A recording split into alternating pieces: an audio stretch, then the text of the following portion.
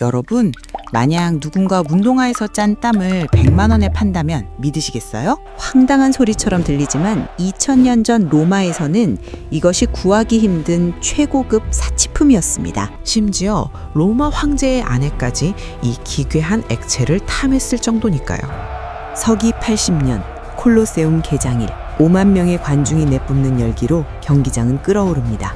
당대 최고 스타 검투사 켈라두스가 모래바닥에 발을 들이자 천둥 같은 환호성이 터져 나옵니다. 그런데 가장 뜨거운 시선을 보내는 건 거친 남자들이 아니었습니다. 베일 너머로 숨지겨 그를 바라보는 귀부인들이었죠.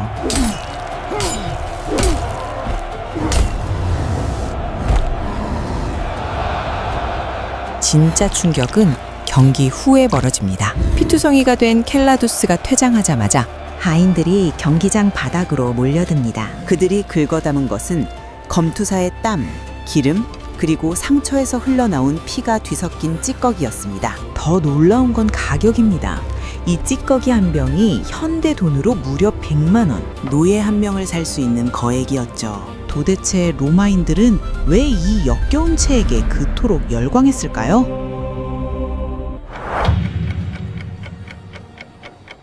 먼저 이 찌꺼기가 어떻게 만들어졌는지부터 알아야 합니다. 고대 로마인들은 비누가 없었어요. 지금이야 샤워할 때 비누로 거품 내서 씻으면 그만이지만 2000년 전에는 그런 게 없었거든요. 대신 올리브 오일을 온몸에 바른 뒤 스트리길이라는 도구로 긁어냈습니다. 초승달 모양의 청동 도구인데 이걸로 몸에 붙은 기름과 땀, 때를 싹싹 긁어내는 방식이었어요. 목욕탕에 가면 노예가 이 스트리길로 주인의 몸을 긁어주는 게 일상이었죠. 검투사들도 마찬가지였습니다. 경기 전 올리브 오일을 온몸에 바르는데 이건 단순히 씻기 위한 게 아니라 상대방이 잡기 어렵게 하려는 전술이기도 했어요. 경기가 끝나면 스트릿길로 몸을 긁었는데 이 과정에서 나온 찌꺼기가 문제였습니다. 땀, 기름, 경기장 모래, 심지어 상처에서 흘러나온 피까지 뒤섞인 혼합물이었거든요. 보통이라면 그냥 버릴 쓰레기인데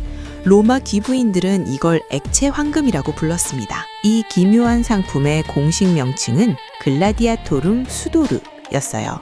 라틴어로 검투사의 땀이라는 뜻이죠.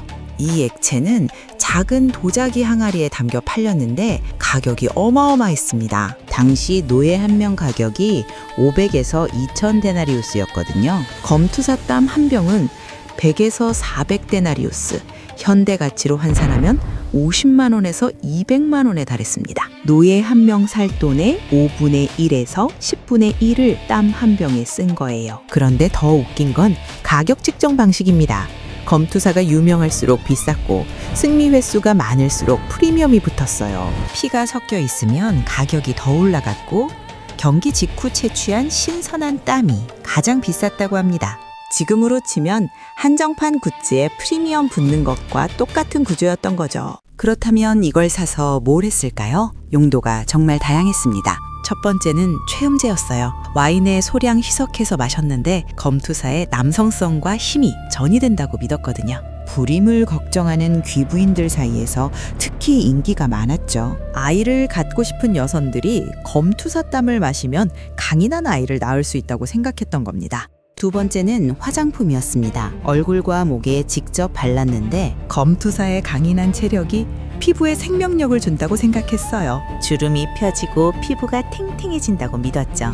세 번째는 목욕물에 첨가하는 젊음의 비약이었습니다. 상원의원들의 아내들이 몰래 사용했다는 기록도 있어요. 네 번째는 작은 주머니에 담아 몸에 지니는 부적이었습니다. 검투사의 용기와 행운이 전이 된다고 믿었거든요. 전쟁터에 나가는 남편에게 이걸 선물하는 아내도 있었다고 합니다. 이게 단순한 괴담이 아니라는 증거는 여러 고대 문헌에서 확인됩니다. 로마의 의사이자 철학자였던 갈레노스는 서기 129년에서 216년까지 살았던 인물인데 자신의 저서에서 이 풍습을 경멸적으로 기록했어요. 어리석은 여인들은 검투사들의 땀과 더러움을 모아서 화장품으로 바르고 심지어 약으로 복용하기까지 한다고 썼거든요. 플리니우스는 더 충격적인 내용을 남겼습니다. 그에 져서 박물지 28권에 이런 기록이 있어요. 간질병 환자들은 경기장에서 검투사의 피를 뜨거울 때 직접 마신다.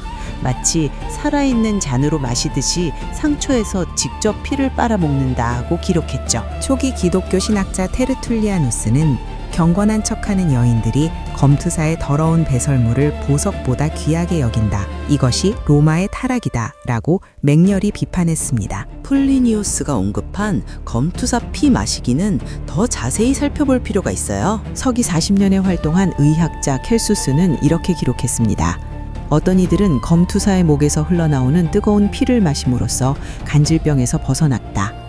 이것은 비참한 치료법이지만 더 비참한 질병 앞에서는 견딜만하다. 검투사가 쓰러지면 사람들이 달려들어 아직 따뜻한 피를 직접 마셨다는 거예요. 왜 하필 검투사의 피였을까요? 로마인들은 죽음과 맞서 싸우는 검투사의 피에 특별한 생명력이 담겨 있다고 믿었어요. 간질 발작이 마치 검투사가 쓰러지는 모습과 비슷하다고 생각했기 때문에 검투사의 피를 마시면 그 생명력으로 발작을 이길 수 있다고 여겼던 거죠. 이 미신은 서기 400년 검투사 경기가 금지된 이후에도 사라지지 않았습니다. 사람들은 검투사 대신 사형수의 피를 마시기 시작했어요. 놀랍게도 이 풍습은 19세기, 심지어 20세기 초까지 유럽 일부 지역에서 이어졌다는 기록이 있습니다. 폼페이 유적에서 발견된 낙서들도 흥미롭습니다. 서기 79년 베수비오 화산 폭발로 묻힌 이 도시의 벽에는 검투사들에 대한 낙서가 가득했어요. 트라키아 검투사 켈라두스, 소녀들의 한숨이라는 문구가 있었어요. 다른 벽에는 그물 검투사 크레스켄스, 밤의 인형들의 주인이라는 글귀도 발견됐거든요.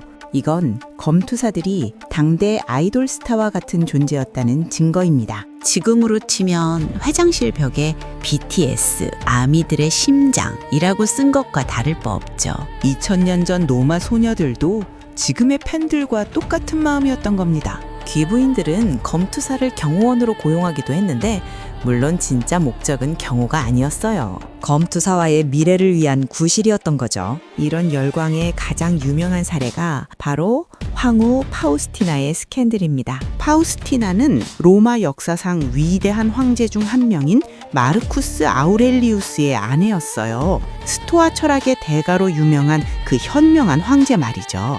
그런데 역사 기록에 따르면 파우스티나는 군인, 선원, 그리고 검투사들과 수많은 불륜을 저질렀다고 합니다. 특히 한 검투사와의 관계는 로마 전체를 떠들썩하게 만들었어요. 파우스티나는 그 검투사에게 너무 빠져서 상사병에 걸릴 지경이었다고 하거든요. 결국 그녀는 남편에게 모든 것을 고백했습니다. 여기서 이야기가 정말 기묘해져요. 마르쿠스 아우렐리우스는 점술사들에게 조언을 구했는데 그들이 제안한 해결책은 충격적이었습니다.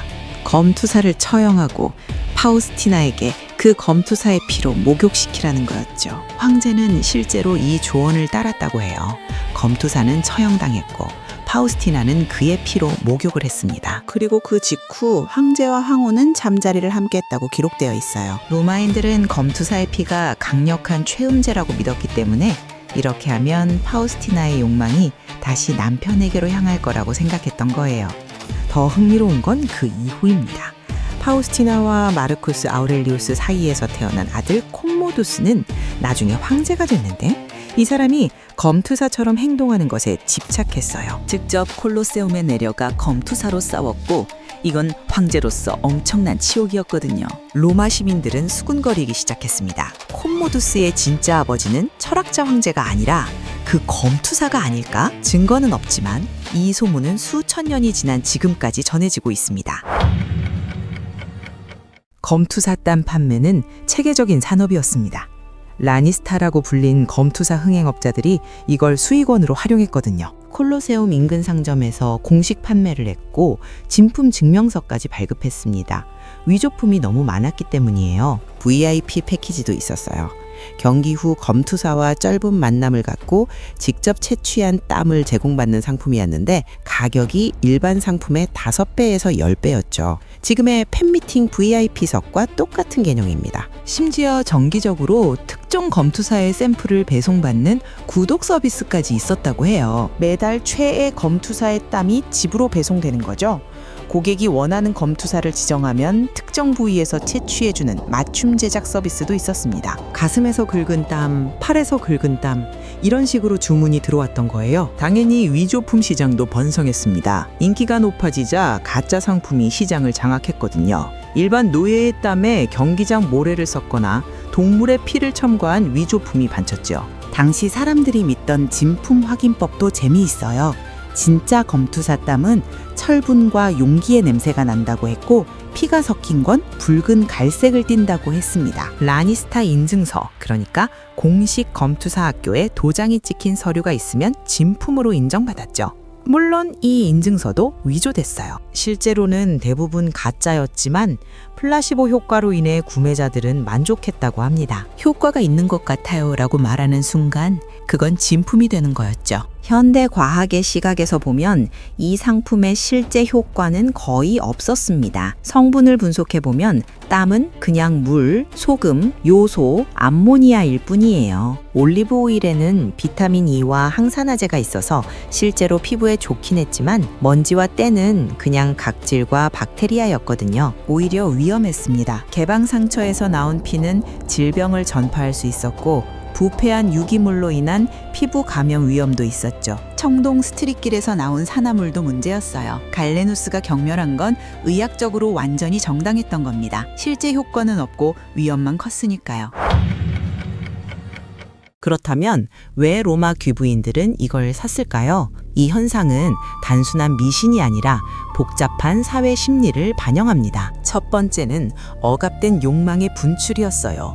로마 상류층 여성은 엄격한 사회 규범에 갇혀 있었거든요. 바깥 출입도 자유롭지 않았고 남편이 정해주는 대로 살아야 했죠. 검투사는 금지된 남성성의 상징이었고 그의 땀은 안전한 방식으로 그 욕망을 소비하는 방법이었습니다. 직접 만날 수는 없지만 그의 일부를 소유할 수는 있었던 거예요. 두 번째는 권력의 역설입니다. 검투사는 사회적으로 가장 낮은 계급인 노예였지만 경기장에서는 가장 강력한 존재였거든요. 황제도 검투사 앞에서는 관객일 뿐이었죠. 여성들은 그의 땀을 사들임으로써 권력을 소유하는 환상을 얻었습니다. 세 번째는 생명력의 갈구였어요. 검투사는 매 경기 죽음과 맞서는 존재잖아요. 그의 땀은 생명 그 자체의 상징이었거든요. 젊음을 잃어가는 여성들에게 이건 희망의 액체였죠. 죽음을 이기고 살아남은 남자의 생명력을 내 것으로 만들 수 있다는 믿음이었습니다. 네 번째는 단순한 사회적 유행이었어요. 한 귀부인이 사면 다른 이들도 따라 샀습니다. 사지 않으면 촌스러운 사람으로 여겨졌거든요. 요즘 누가 검투사 땀 안 써? 라는 분위기였던 거죠. 지금으로 치면 명품백과 비슷한 거였습니다. 검투사들은 이 상황을 어떻게 받아들였을까요? 기록은 모호하지만 몇 가지 실마리가 있습니다. 긍정적인 측면도 있었어요. 라니스타가 인기 검투사에게 보너스를 지급했고 땀이 팔린다는 건 스타의 증거였거든요. 돈을 모아 자유를 살 기회도 생겼죠. 검투사는 노예였지만 충분한 돈을 모으면 자유인이 될 수 있었습니다.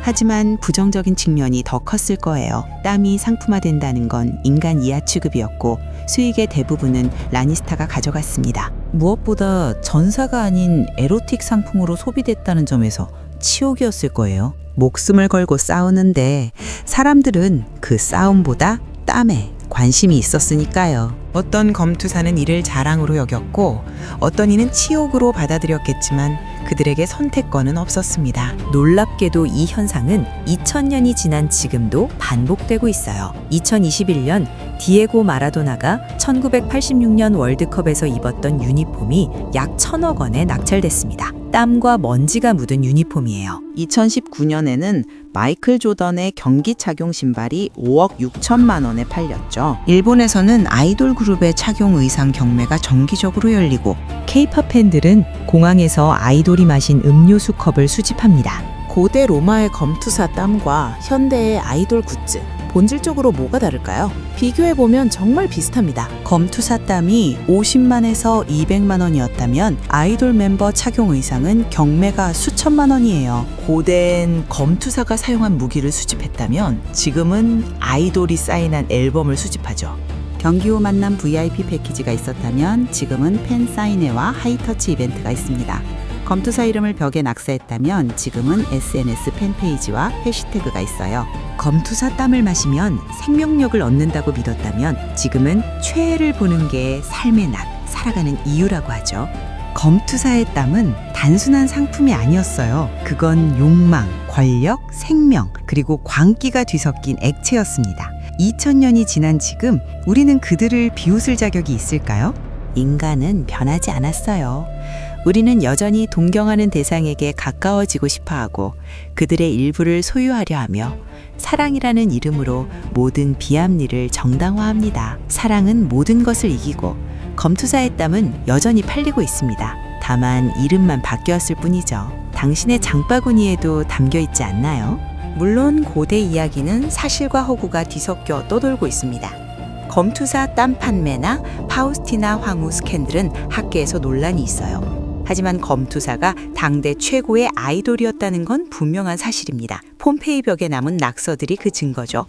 스타를 향한 인간의 욕망은 변하지 않는 인간의 본성인지도 모르겠습니다.